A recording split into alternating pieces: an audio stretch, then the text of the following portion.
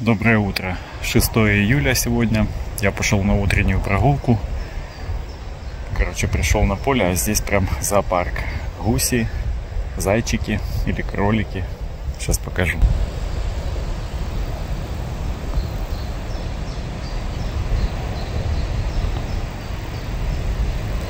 Вот такие вот гуси. А вон он, кролик. Один уже убежал, меня увидел.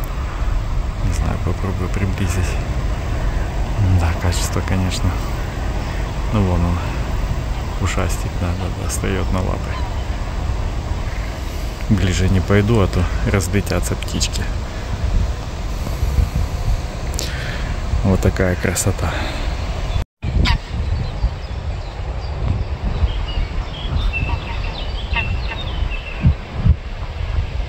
Полетели себе. Поздно я включил, как обычно, они прям на меня вираж делали. Вот у них лафа житуха. На каком-то прикольном поле таком удобренном. Ковыряют там все каких-нибудь червячков и травку щиплят. И никто их не беспокоит, кроме меня. Зайцы рядышком тусят. Там вон вороны себе что-то клюют. Короче, идиллия. Идиллия воскресного утра. Ладно, пойду дальше. Не буду их беспокоить. В общем, так интересно. Поле это удобрено. Такие сантиметров через 30 идут рядочки, на которые вылито удобрение, судя по всему. Какое-то органическое, ну, судя по запаху. Колхозному. Что-то такое. В общем, на прогулке сейчас разговариваю с Капроновой головой по поводу своего завтрака. То есть рассказал ему, что я кушал утром. Попросил перевести это все в БЖУ. И рассказал, что пошел на прогулку там через час, грубо говоря, после завтрака. С какой скоростью иду, какое расстояние. И попросил рассказать, как это влияет на мой организм, какие процессы происходят. В общем, что сначала задействуется, там гликоген, жиры и так далее, чтобы он мне объяснил схему работы организма вот в данной ситуации, на данном топливе, скажем так. Ну, в общем-то, приблизительно то, что я понимал, то он мне и рассказывает. То есть он говорит, что, во-первых, я сегодня макаронами завтракал. Он говорит, это, скажем так, ну, довольно большое количество углеводов, хоть они из твердых сортов, но тем не менее. Вот, соответственно, он там раскидывает, как задействуется сначала глюкоза на энергию, там, потом гликоген. И говорит, что через полчаса приблизительно подключаются уже жировые запасы организма для того, чтобы поддерживать активность. А организм в то же время какое-то количество запасает гликоген обратно. То есть все эти процессы взаимосвязаны, параллельны и так далее. Вот. Ну, в целом он сказал, что это очень классно, такая прогулка, она как бы дает и много положительных эффектов там и так далее. Короче, настроение мое улучшается, и вообще обмен веществ налаживается, и гормональный фон, ну, в общем, там прям как обычно он распыляется. Не знаю, насколько точно он все эти процессы может понимать или мне озвучивать, судя по тому, как я отношусь к нему сейчас скептически в некоторых моментах. Я думаю, он, естественно, прав не на 100%, но в целом, наверное, он прав больше, чем среднее количество каких-то нутрициологов там и прочих диетологов, которые будут рассказывать там на личной консультации. Это он какую-то собирательную общую информацию дает, которая в целом будет, ну, как минимум, мне кажется, более точной, нежели расскажет это один отдельно взятый человек, который этой темой как-то занимается. Вот, поэтому все-таки у меня доверие больше к компьютерным этим вещам, к искусственному интеллекту. В этом плане точно. Я для себя хочу потихонечку составлять какой-то план создания своего рациона. Приблизительно я хочу понимать свои нагрузки, процессы, которые в организме происходят, вот как он мне объяснил. Я хочу знать, что вот, допустим, позавтракав таким количеством углеводов, допустим, или чем-то другим, я получу то-то, то-то. Потому как в идеале мне хотелось бы кушать 2 раза в сутки всего лишь, с каким-то достаточно немаленьким перерывом ночным. То есть, чтобы это выглядело приблизительно 14 часов на 10. Ну, не знаю, получится или нет. Сейчас-то я привык по-другому. Я 3 раза питаюсь, плюс там делаю перекус какой-то фруктовый. Вот и здесь так, наверное, же тоже будет. То есть будет 2 полноценных приема пищи. Ну, это мне хотелось бы. И между ними будет какой-то перекус. Вот. Надо еще много чего у него уточнить. Потом это все в голове у себя выстроить. Потом с ним опять же увязать. Все ли правильно я в этой схеме своей построил. Может, он что-то посоветует поменять, изменить, передвинуть и так далее. То есть, так как у меня будет много довольно белковой пищи и жирной в рационе, там нужно правильное время закладывать и на переваривание всего этого, и плюс увязывать с активностями. В общем, как обычно, я нагрузил. Ах, блин, как же идут на взлет красиво. Ладно, потопаю в сторону дома. Дослушаю, что он еще там мне расскажет. Ну и после обеда еще пойду на прогулку. Планов сегодня каких-то особых нету. Единственное, что нужно с ребенком собрать все-таки рюкзаки. Мы уже откладываем это пару дней. Но сегодня воскресенье, а послезавтра, во вторник утром, мы уже выезжаем в наше путешествие. Я приблизительный список уже свой составил. Понимаю, что я буду брать. Ребенок тоже мне на словах так сказала, что она хочет, и выглядит вроде все неплохо. В наши рюкзаки это должно поместиться. Ну, мы едем налегке, как бы, хоть и на неделю или даже на 8 дней. Будет всего лишь по рюкзаку. Ручная кладь, так называемая. Но я подозреваю, что дочка, она хоть и маленькая, но уже женщина, и будет брать с собой кучу всякого барахла, который пока она мне список не озвучила, но когда мы начнем укладывать все, там и одно, и другое, и третье вылезет. Я хочу подготовиться к этому, сегодня это все увидеть и как-то отрегулировать, чем уже завтра вечером, когда будет много суеты и как бы настроение будет у меня от этого портиться, что мы в последний момент все это пытаемся запихнуть в рюкзак. Ну, вот такие планы на день. В общем, я попробовал ходить в этих топулях, вот так вот загнув эту штуку вовнутрь, просто как в шлепки вставив ноги. И в принципе прикольно получается. Я просто подумал их взять с собой в поездку эту. Может, шлепанцы обычные не брать и в них ходить там где-то, может, по гостиницам, квартирам, как в шлепанцах. Вот так вот залетел, их быстро помыть, можно, они сохнут. В принципе, может, и на пляж не буду гонять. Не знаю, короче, я сейчас думаю об этом, но пока я вот это обувался, что-то так захотелось по травке пешочком пройти босыми ногами. И, блин, такой кайф, я не знаю, когда последний раз я это делал. В общем, я уже иду вот метров 300, ну, прям наслаждаюсь. Конечно, пятки странно себя чувствуют, то есть передняя часть ноги так как-то, ну, более-менее мягенько становится, а пятками я прям, ну, ощущаю прям вот это отсутствие амортизации, видно, привыкли ноги ходить в более-менее мягкой обуви и как бы привыкли к тому, что в пяточке всегда что-то отталкивают, и сейчас губ иду такой, интересно. Под это дело я вспомнил одного товарища, босоногий у него было погоняло. Я когда жил в Донецке 3 года, он у нас на районе продавал овощи. Сам этот дядька был с Изюма, я тоже, ну, всю жизнь прожил в Изюме, можно сказать. Но мы с ним как бы познакомились только в Донецке. Он тоже там долгое время уже жил в Донецке, короче, где он только не жил. В общем, дядя специфический, почему у него такое погоняло было. Он ходил босиком круглый год. Обувался только он там зимой, я видел его в каких-то ботинках когда уже, ну, по сути, морозы, там ниже нуля было. До этого он ходил всегда босиком. Ну, там в грязь, может, я вот не вспомню, чтобы я его там под дождями какими-то сильными видел. Может, в грязь тоже он обувался. Ну, короче, вроде как, и не скажешь, что он совсем пришибленный был.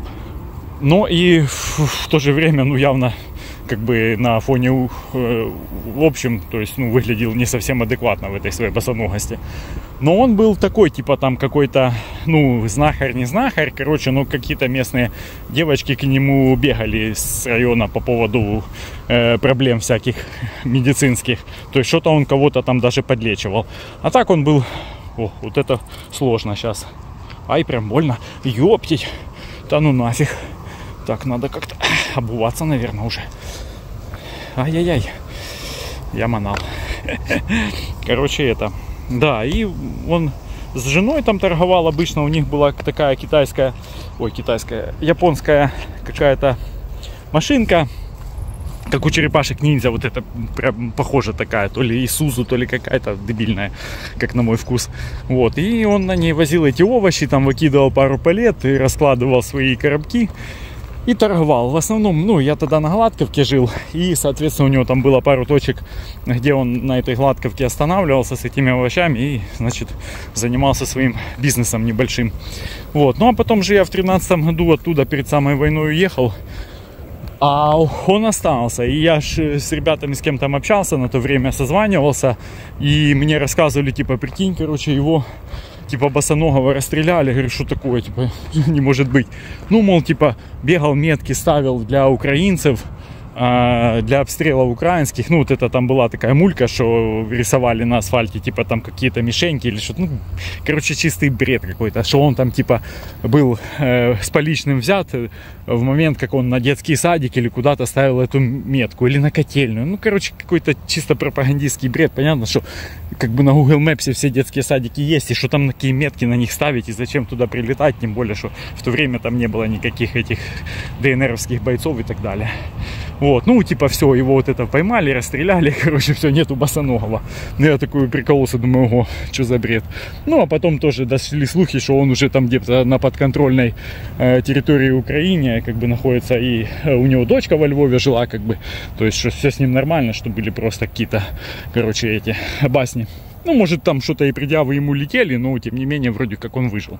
Ну, хз, не знаю, что с ним случилось, но вот это вот такой факт, что он ходил босиком и при этом как бы считался каким-то там чуть ли не целителем, это да. Я, конечно, не понимал, как так можно. Ну, у него уже ноги явно были приспособлены. Не знаю, сколько лет ему было, что в каком он возрасте, там, как это, вот эти и другие его там загоны явно в голове были, кроме босоногости, там, что-то же он практиковал по здоровью, наверное. В общем, вообще без понятия. Но сам уже, блин, ощутил все прелести хождения босыми ногами только что.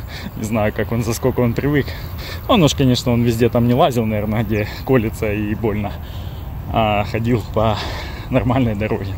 Ну, там у нас на районе все было хорошо в этом плане. Такие дела. Послеобеденная прогулка получилась у меня чуть попозже, чем обычно. Задержался дома немного. Мелкая спала до обеда. Потом, наконец-то, я ее разбудил. Часов 12.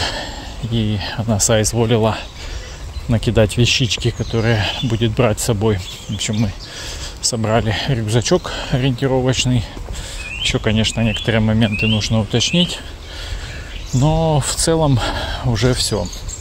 Ну и он, слава богу, не тяжелый. Единственное, что она вместо своего рюкзака более легкого хочет взять старый мамин рюкзак, который сам по себе весит в 2 раза больше, чем ее. Ну, никак мы ее не уговорили с женой. Говорит, буду носить. Ну, там-то, по сути, и носить недолго будет. Полдня в Бергамо с ним походить. И потом полдня в Милане. Когда будем в Испанию лететь. Вот. Ну, я думаю, я там уже на себя одену один сзади, один спереди, если вдруг она устанет. Либо перегружу себе по максимуму рюкзак. Я свой, кстати, еще не собрал, потому что постирал кучу вещей, которые буду с собой брать, и они были просто мокрые. Ну, вот. Ну, так я вижу визуально, что у меня все поместится, и я не буду брать термосы в этот раз, всякое барахло, которое я беру, когда езжу один, а будет только одежда и там какая-то еда на дорогу мне, что малая планирует Макдональдсами питаться и там какими-то еще чипсиками, пока мы до кухни какой-нибудь не доедем на квартире. Поэтому рассчитываю только на себя, может там пару бутеров она съест. Вот, ну там какие-то фруктики возьмем, конечно, воду, да и все по сути. Поэтому мой рюкзак тоже не должен быть сильно тяжелым. Это что касается поездки.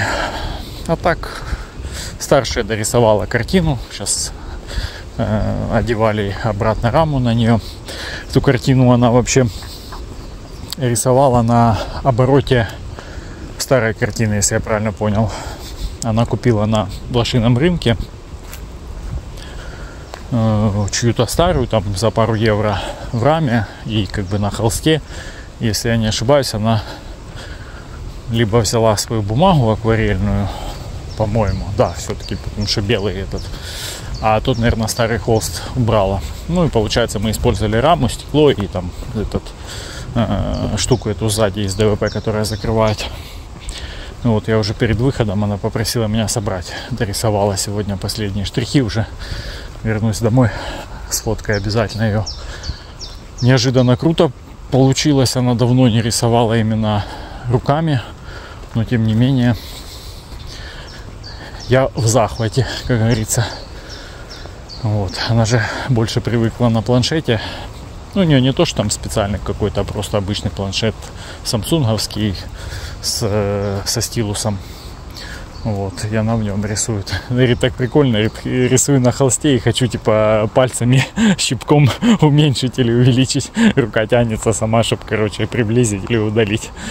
И вот, кстати, интересный факт. Их в художественной школе, в этой украинской, не учили рисовать, вернее, не учили, они водили на вот такие живые сессии рисования, чтобы они на природе пейзажи писали. Не знаю почему. Вроде как бы и серьезная школа, но вот этого именно таких занятий не было. Поэтому, наверное, мне очень непривычно было. Одно дело, когда сидишь с фотографией, рисуешь это, да, смотришь в телефоне и рисуешь, пускай и на холсте, но как бы ты можешь что-то приблизить, отдалить и так далее. А тут ты прям сидишь, смотришь на этот пейзаж, и ну, совсем по-другому. То есть этот опыт для нее был как бы новым совершенно. Ну, результат мне очень понравился. Не знаю, кто там увидит, оцените. Я пару дней тому назад ставил на заставку видео фотографию, как выглядел этот набросок, который она сделала там прям на берегу. И вот сегодня поставлю то, как выглядит сейчас уже готовое произведение, скажем так. Вот. Дождик начал капать, погода не очень такая. Я не думаю, что промокну. В общем, прогуляюсь часика-полтора и домой. Я еще не заполнил анкету на Италию. Там нужно, чтобы у малой был бесплатный проезд. Можно и без нее теоретически, но лучше иметь эту анкету на руках. У меня до нее не дошли сегодня руки, потому что мы с женой просидели полчаса, заполняли анкеты, которые разослали тут местные бюрократы, немецкие анкеты на статистику по квартирным вопросам. То есть они собирают данные по поводу количества квадратных метров, то есть общая жилплощадь, что за квартира, что в ней было, сколько платим и так далее. То есть это какой-то общенациональный, я так понял, проект, благодаря которому правительство либо будет как-то увеличивать, наверное, стандарты этой квартплаты, либо уменьшать. В общем, ну, смотрят ситуацию. И участие обязательно. То есть, если ты не проголосуешь, не заполнишь эту анкету, могут даже штрафовать. Ну, такая интересная вещь. Это первый раз такого рода опрос именно уже обязательно. Ну, и мы что-то забыли про него. Сначала они прислали письмо о том, что заполните электронную анкету. Мы как-то да-да-да. Что-то перевели косо-криво в переводчике. Поняли, что это вроде как обязательно, но подзабыли. Тут они прислали письмо напоминания уже внутри с распечатанной анкетой и с конвертом для обратного письма. И написали, что, ребята, вы там это не чудите, давайте, короче, заполняйте. Вот мы вам уже прислали, потому что вы не отреагировали, типа мы вам присылаем теперь письменный вариант. Заполните, вложите в конверт и отправьте обратно. Либо же можете опять-таки еще воспользоваться до 18 июля возможностью электронной анкеты. Ну и, соответственно, мы же эту электронную отправили. Ну а эти бумажки выкинули в мусорку. Короче, из-за своей мы невнимательности и, по сути, лени потратили немножко бумаги зря. Какое-то дерево из-за нас срубили. Ну, это я прикалываюсь, конечно. Тут и без нас эти немцы бумагу переводят просто тысячами тонн по любому поводу и без повода. Короче, идет тебе письмо. Так что одним листочком больше, другим меньше. Это не суть важно. Ну вот она, картина. Готова к тому, чтобы вешать. По-моему, это обалденно. Маленький художник. Ну как маленький, уже 17 лет ей. Но тем не менее. Она добавила такие вот полоски здесь, чтобы как-то оно там лучше подходило под ее интерьер в комнате. Вот, не захотела на весь объем рамки делать, а именно так специально сделала. По-моему, очень круто у нее получилось. Вот эти ромашечки, которые я там фотографировал, когда мы приходили эту локацию смотреть. Так она в целом использовала верхний край этого загиба. На моих фотках там в целом чуть больше было перспективы, а здесь она использовала только верхний край. По-моему, все отлично получилось и так. На обратной стороне мы подписали координаты географические этого места, откуда они рисовали. Ну, там дату, инициалы, что-то такое. Да, молодец.